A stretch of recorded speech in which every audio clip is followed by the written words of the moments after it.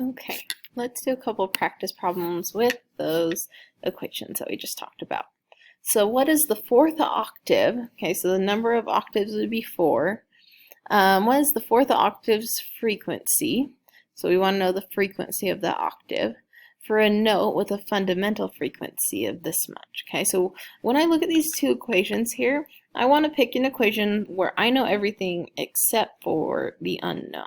Okay, and so it's this one, octave frequency. I know what the fundamental frequency is, and I know the number of octaves. Okay.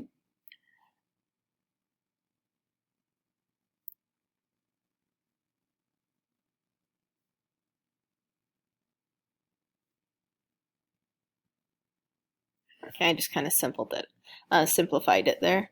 So I want to know the frequency of the octave. I'm going to take that fundamental frequency multiplied by 2 raised to the number, which is the fourth here.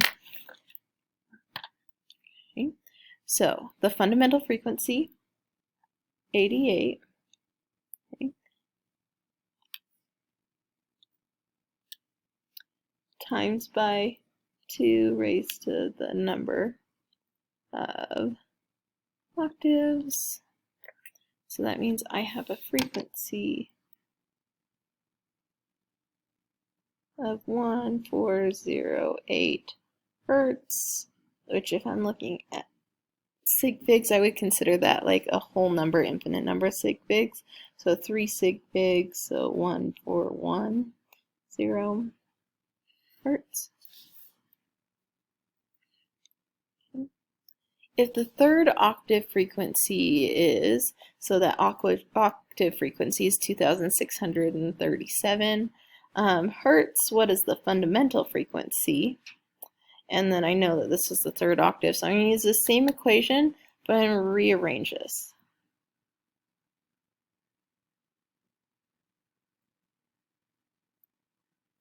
Okay, I'm solving for the fundamental.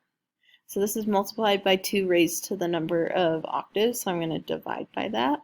So if I take the octave frequency divided by 2 raised to that number of octaves, that will tell me my fundamental frequency. Okay. So 2637 divided by 2 raised to the third meant my fundamental frequency was 329.625 hertz.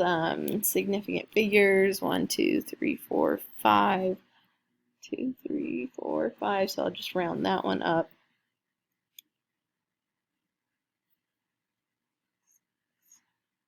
Hertz. Okay, now before we talked about the different frequencies which correlate to different wavelengths, right? And if we look at this equation of speed of sound is equal to frequency multiplied by wavelength, the speed of sound is gonna, it's gonna remain the same, okay? And so that'll be our constant for this one. And we can make a comparison between frequency and wavelength. It doesn't matter which one, we can solve for the other. So we could say speed of sound divided by wavelength equals frequency. So as the wavelength increases, that would make the bottom of the fraction larger, so it would make the overall frequency decrease. So I would call that inversely proportional. Okay, that when the wavelength gets longer, the frequency gets lower, right? Let's think about how different instruments do this, okay? Notice that if we like strum a guitar, a string of a guitar, we will get some frequency, right? But then if we put our fingers down on that string and we decrease the length that the string can vibrate, or we decrease the wavelength, then that would increase the frequency because these are inversely proportional, right? This also means that if the wavelength gets smaller, that the frequency gets bigger or the pitch gets higher. Okay? Another example of this for instruments, any kind of like woodwind instrument, depending on the buttons that we're pushing, will let the air out at different places, which would end that wave, right? And so if we have the air leaving much lower by holding down different buttons, we could get a longer wavelength, which should result in a lower frequency.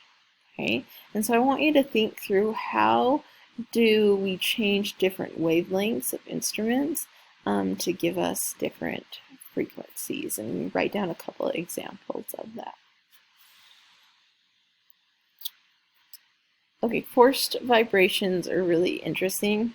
It can be caused by like physically being in contact with the item. So like, again, if we think of the guitar, if we strum the guitar, we're causing the strings to vibrate, right? And the vibrations of the strings forces the guitar itself to vibrate. And so because this larger hollow guitar is vibrating, that's actually why guitars sound so loud compared to just like if we had an individual string. So that would be a forced vibration. And that goes back to sounding boards. So sounding boards for instruments are larger vibrations that occur to increase the volume of an instrument. And so like the guitar itself could be the sounding board of a guitar, because it's the strings cause the whole body of the guitar to vibrate. Okay. So think of another few examples of sounding boards. Another type of like forced or resonant frequency is if we have like two tuning forks that are the same frequency and we strike one, then those oscillations and vibrations through the air, because they're the same frequency, it can resonate, and because of that, the other tuning fork will actually start vibrating without actually touching it or striking it.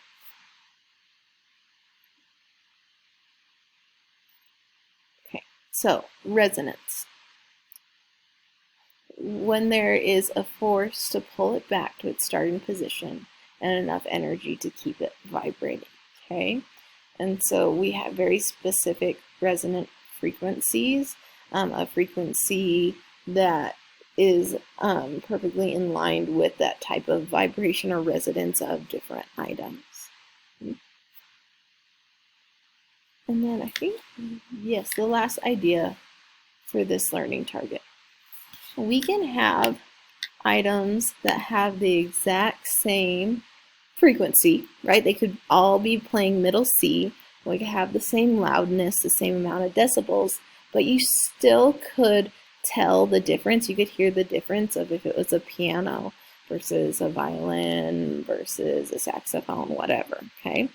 And being able to tell the different quality of sound, we call that timbre, okay? And so if we can distinguish between the different instruments, this is done because the different overtones of those instruments, right? Reminder about our different overtones. We might get a different combination of overtones, resulting in the same overall note being played. And so that gives us a different sound or flavor of sound for each instrument. Okay, wonderful.